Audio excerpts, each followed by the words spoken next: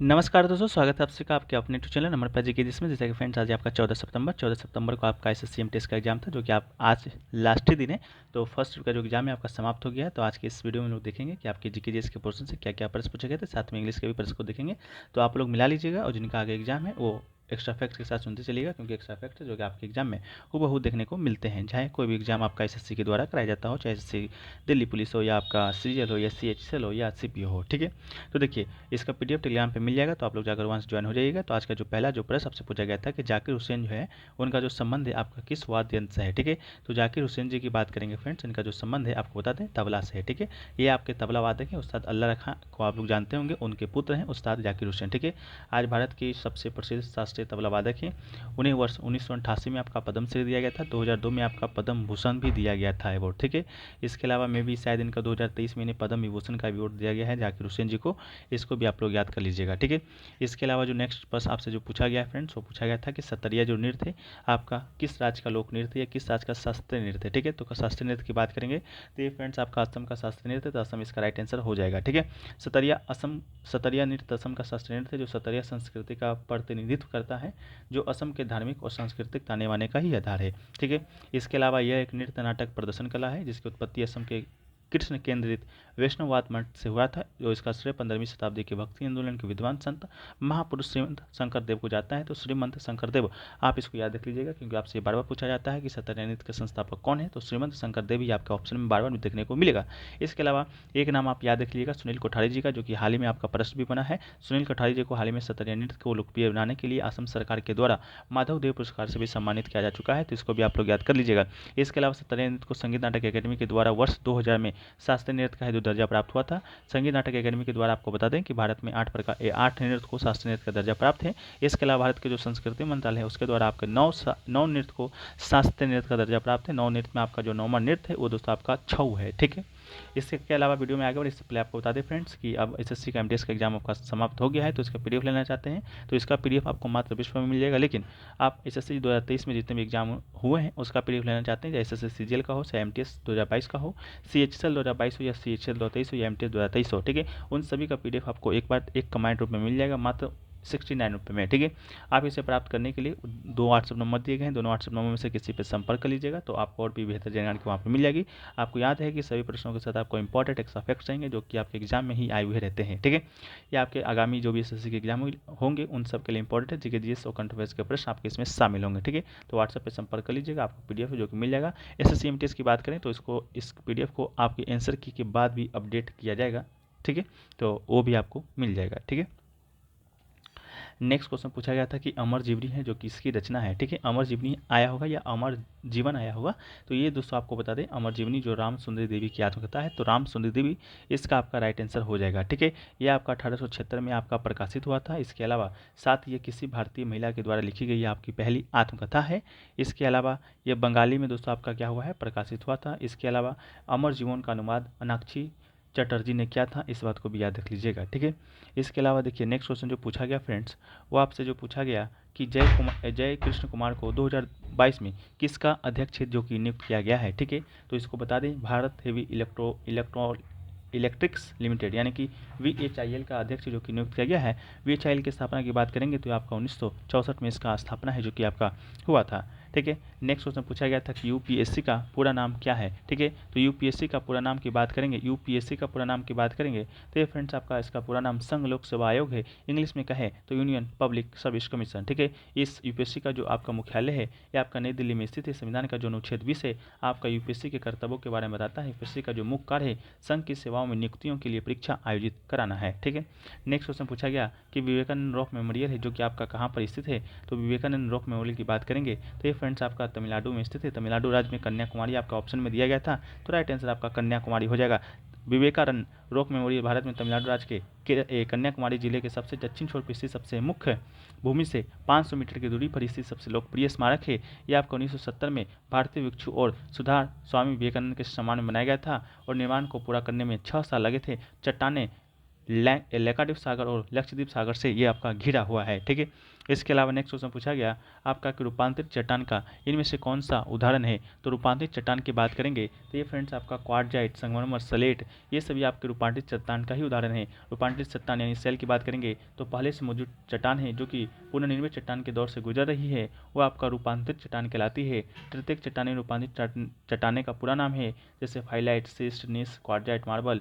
ये जो आपका देख रहे हैं ये आपका रूपांतरित चट्टान यानी कि मेटाफॉर्मिक रॉक, ये सभी आपके एग्जाम्पल है। मार्मर हो गया, एंट्रासाइट हो गया, जिग्नीस हो गया, हॉर्नफेल्स हो गया, मेलिस्पोसाइट हो गया, क्वार्टजाइट हो जाएगा, स्लेट हो जाएगा। ये सभी जो आप देख रहे हैं फिगर में, ये सभी दोस्तों आपका मेटाफॉर्मिक रॉक यानी कि रूपांतरित चट्टान का ही आपका उदाहरण है। ठीक है, नेक्स्ट क्वेश्चन पूछा गया कि गांधी जी किसके कहने पर एक साल है जो कि भारत का भ्रमण किए थे। तो इसका राइट आंसर आपका गोपाल गिरीश गोखले, इसका राइट आंसर हो जाएगा। ठीक है, गोपाल गिरीश गोखले आपको बता दें जो कि गांधी जी का राजनीतिक आपके गुरु भी रह चुके हैं। ठीक है, तो जब आपके जो आपके महात्मा गांधी जी हैं, जब आपका 1915 में 9 जनवरी 1915 को भारत लौटते हैं, कहाँ से, तो दक्षिण अफ्रीका से। ठीक है, दो दशक के बाद आपका भारत लौटे थे। तो 1915 में महात्मा गांधी जी जिस भारत में वापस आपका आए थे वो 1993 में छोड़े गए भारत से काफ़ी आपका अलग था। तो 1893 में आपको मालूम होगा कि महात्मा गांधी जी है जो कि आपका दक्षिण अफ्रीका चले गए थे। तो गोपाल गिरीश गोखले गांधी जी के भारत लौटने के बाद उनकी स्वीकृति राजनीतिक गुरु थे। गोखले की सलाह पर गांधी जी ने एक वर्ष ब्रिटिश भारत के चारों ओर घूमते हुए भूमि और उसके लोगों को जानने में बिताया था। ठीक है, नेक्स्ट क्वेश्चन पूछा गया था कि अर्जुन जो पुरस्कार है आपका किस वर्ष दिया गया था या किस वर्ष शुरुआत हुआ था। तो अर्जुन पुरस्कार की शुरुआत की बात करेंगे तो ये फ्रेंड्स आपका 1961 में आपका ये पुरस्कार का शुरुआत होता है। अर्जुन पुरस्कार खिलाड़ियों को दिया जाने वाला एक पुरस्कार है जो कि भारत सरकार के द्वारा खेल के क्षेत्र में उत्कृष्ट प्रदर्शन के लिए दिया जाता है। इस कार्य 1961 में हुआ था। पुरस्कार स्वरूप 15 लाख रुपए की राशि, अर्जुन की कांस्य प्रतिमा और एक प्रशस्ति पत्र भी दिया जाता है। जब आपका राष्ट्रीय खेल दिवस के बारे में आया था तो हमने आपको बताया था कि राष्ट्रीय खेल दिवस के अवसर पर आपका विभिन्न खेल पुरस्कार दिए जाते हैं, जैसे मेजर ध्यानचंद खेल रत्न पुरस्कार, मेजर ध्यानचंद पुरस्कार, अर्जुन पुरस्कार, द्रोणाचार्य पुरस्कार, सभी के बारे में हमने आपको बताया भी था कि ये इस समय शुरू हुआ था, ये इस समय शुरू हुआ था। ठीक है, इसके अलावा 1961 में आपका गुरुबचन सिंह रंधावा को आपका पहली बार अर्जुन पुरस्कार जो कि दिया गया है। 2022 में बात करेंगे तो 2022 में आपका टोटल 25 लोगों को अर्जुन पुरस्कार है जो कि दिया गया था। ठीक है, नेक्स्ट क्वेश्चन की बात करेंगे तो 2002 में ओडिसी नृत्य के लिए पद्म विभूषण प्राप्तकर्ता कौन है। तो इसका राइट आंसर आपका केलुचरण महापात्र हो जाएगा। केलुचरण महापात्र की बात करेंगे तो भारतीय शास्त्रीय नृत्य के प्रसिद्ध गुरु, कलाकार, प्रतिपादक रह चुके हैं। 20वीं शताब्दी में इस पारंपरिक नृत्य शैली को वापस लाने और प्रसिद्ध बनाने का श्रेय उन्हें जाता है। ओडिशा के पद्म भूषण पुरस्कार के पहले प्राप्तकर्ता भी हैं। ठीक है, नेक्स्ट क्वेश्चन पूछा गया कि द पैलेस ऑफ इल्यूजन पुस्तक के लेखक कौन है। तो चित्रा बनर्जी, दिव्या करुणी। ये पुस्तक न जाने कितने बार आपके एग्जाम का पार्ट बन चुका है, तो आज भी ये पुस्तक का नाम आपसे पूछा गया था। तो the palace of illusion Chitra Banerjee, Divakaruni द्वारा लिखित एक पुस्तक है जो कि महाभारत की एक अवसर से पंचाली या द्रौपदी के दृष्टिकोण से कहा गया है। चित्रा बनर्जी दिवाकरुणी एक भारतीय अमेरिकी लेखिका और कवित्री भी हैं। उनके द्वारा और भी प्रमुख उपन्यास लिखे गए हैं, जैसे कि the mistress of spices, sister of my heart, queen of dreams, one amazing thing, before we visit the gods. ये सभी पुस्तकें आपकी चित्रा बनर्जी, दिव्या करुणी के द्वारा ही लिखा गया है। नेक्स्ट क्वेश्चन पूछा गया कि श्रीमंत एन राजम का संबंध है जो कि किस वाद्य यंत्र से है। तो इसका राइट आंसर आपका फ्रेंड्स वायोलिन हो जाएगा। ठीक है, वायोलिन इसका आपका वायलिन आपका इसका राइट आंसर हो जाएगा। श्रीमती एन राजम का संबंध वायलिन से है। इन्हें वर्ष 2004 में कला के क्षेत्र में पद्म भूषण से सम्मानित है जो किया गया था। इनके अन्य पुरस्कार की बात करेंगे तो इनको पद्म श्री 1984 में दिया गया था। संगीत नाटक अकेडमी पुरस्कार आपका 1990 में भी दिया गया है। नेक्स्ट क्वेश्चन पूछा गया कि 86वां संविधान संशोधन आपका किस वर्ष हुआ था। तो 86वां संविधान संशोधन की बात करेंगे 2002 में हुआ था, लेकिन आपसे पूछा गया था कि इसके संशोधन के द्वारा संविधान में क्या जोड़ा गया था। तो संविधान में दो चीज़ आपका जोड़ा गया था। ठीक है, एक तो आपका अनुच्छेद 51(1) के तहत एक नया मौलिक कर्तव्य जोड़ा गया था जो कि 6 से 14 वर्ष के बच्चे को निःशुल्क शिक्षा देना है। इसके अलावा एक अनुच्छेद 21(a) भी जोड़ा गया था जिसके तहत प्रारंभिक शिक्षा को मौलिक अधिकार बनाया गया तथा नीति निर्देशक तत्वों के अनुच्छेद 45 की विषय वस्तु को भी बदल दिया गया था। ठीक है, तो आप बताइएगा आपके ऑप्शन में कौन सा ऑप्शन आपको दिया गया था। नेक्स्ट आपका है कि भारतीय ओलंपिक संघ का जो अध्यक्ष है आपका किसे बनाया गया है। तो ये आपका पीटी उषा जी को बनाया गया है। पीटी उषा भारत के राष्ट्रीय ओलंपिक संघ की प्रमुख बनने वाली पहली ओलंपियन के साथ साथ ये आपकी पहली महिला भी हैं। इस बात को भी याद रखिएगा। पीटी उषा की बात करते हैं तो भारत की सबसे सफल ट्रैक और फील्ड एथलीटों में से एक है। एशियाई खेलों में उनके नाम 4 स्वर्ण 7 रजत पदक है। पीटी उषा लॉस एंजलिस 1984 में 1 सेकंड के अंतर से ओलंपिक पदक चूक गई थी। लॉस एंजलिस ओलंपिक में महिलाओं की 400 मीटर बाधा दौड़ में उनका 55.42 सेकंड का अभी भी भारत का राष्ट्रीय रिकॉर्ड है। ठीक है, नेक्स्ट है आपका कि बिहार का जनसंख्या घनत्व आपका कितना है, ठीक है। तो बिहार की जनसंख्या घनत्व की बात करेंगे तो आपका टोटल फ्रेंड्स 1106 आपका बिहार का जनसंख्या घनत्व है। जनसंख्या घनत्व की बात करते हैं तो 1 किलोमीटर स्क्वायर में कितने लोग निवास करते हैं, उसी की गणना को हम लोग जनसंख्या घनत्व कहते हैं। तो बिहार का सबसे ज़्यादा है 1106 पूरे भारत में। सबसे कम आपका अरुणाचल प्रदेश का है, वहाँ का मात्र 17 ही है, ठीक है। यानी कि 1 किलोमीटर वर्ग में आपका मात्र 17 लोग ही क्या करते हैं, तो आपका वहाँ पर निवास करते हैं। इसके अलावा बात करेंगे क्षेत्रफल के हिसाब से बिहार तो भारत का 13वां सबसे बड़ा राज्य है। जनसंख्या के हिसाब से भारत का 3रा सबसे बड़ा राज्य है। पहला आपका उत्तर प्रदेश, दूसरा महाराष्ट्र है। इसके अलावा बिहार का जनसंख्या घनत्व आपका 1106 है। इसके अलावा बिहार का सबसे अधिक आबादी वाले शहर की बात करेंगे तो ये फ्रेंड्स आपका पटना है। और सबसे कम आबादी वाला शहर की बात करेंगे तो ये फ्रेंड्स आपका कौन है, तो ये फ्रेंड्स आपका शेखपुरा है, ठीक है। इसके अलावा बिहार का लिंगानुपात की बात करेंगे तो बिहार का लिंगानुपात की बात करते हैं तो ये फ्रेंड्स आपका कितना है, तो ये आपका 918 आपका लिंगा अनुपात है, ठीक है। चलिए नेक्स्ट क्वेश्चन की बात करते हैं हम लोग। तो नेक्स्ट क्वेश्चन जो पूछा गया था कि निम्न में से कौन सा आपका अदिश राशि है। तो अदिश राशि के बारे में हमने आपको पहले ही बताया है कि द्रव्यमान, इसके अलावा चाल, इसके अलावा आयतन, घनत्व के अलावा समय, तापमान, विद्युत धारा, ये सभी क्या हैं, तो ये सभी दोस्तों आपका क्या है, अदिश राशि है। जिसमें से ऑप्शन में आपका डेंसिटी यानी कि घनत्व है जो कि आपका दिया गया था। अदिश राशि के बारे में बात करेंगे तो जिन भौतिक राशियों में केवल परिमाण होता है, कोई दिशा नहीं होता है, उन्हें हम लोग अदिश राशि या अदिश कहते हैं।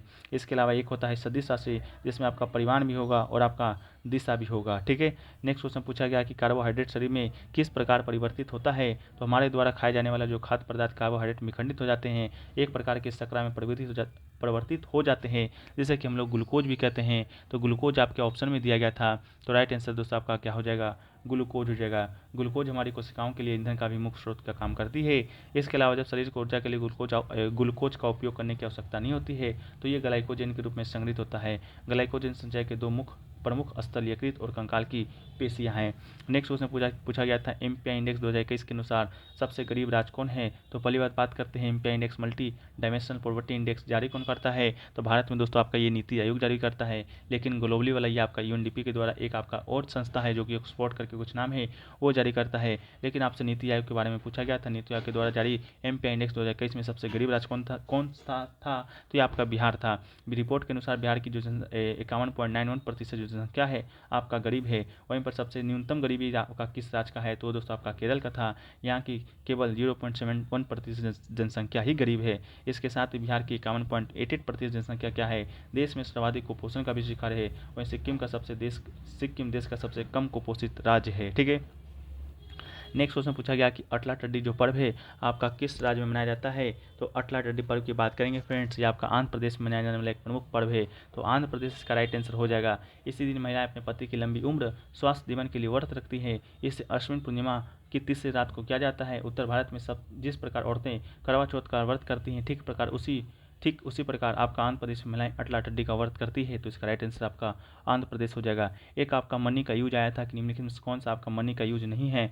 3 ऑप्शन दिए गए थे, एक आपका मीडियम का एक्सचेंज जो कि आपका मनी का यूज है, स्टोर ऑफ वैल्यू ये भी आपका मनी का यूज है, और आपका यूनिट ऑफ अकाउंट, ठीक है। ये 3 ऑप्शन आपके ऑप्शन में दिए गए थे, जो कि दोस्तों आपका ये 3 ऑप्शन के अलावा जो एक आपका अदर ऑप्शन था वही आपका बिल्कुल राइट आंसर था, ठीक है। इसके अलावा एक क्वेश्चन पूछा गया कौन सा घाटा के कारण सरकार को डेप्ट की जरूरत होती है। तो इसका राइट आंसर आपका प्राथमिक घाटा हो जाएगा। प्राथमिक घाटा पिछले वर्ष के उधारों को ब्याज भुगतान को घटाने के बाद राजकोषीय घाटा है। सरल शब्दों में कहें तो राजकोषीय घाटा ब्याज भुगतान सहित सरकार की कुल उधारी का प्रतिनिधित्व करता है, लेकिन प्राथमिक घाटा चालू वित्त वर्ष में ब्याज भुगतान के बिना उधार ली गई राशि को दर्शाता है। प्राथमिक घाटा का फॉर्मूला भी होता है राजकोषीय घाटा माइनस ब्याज भुगतान, ठीक है। इसके अलावा एक क्वेश्चन पूछा गया जो कोलार है जो कि कर्नाटक में आपका स्थित है, वो किस लिए प्रसिद्ध है।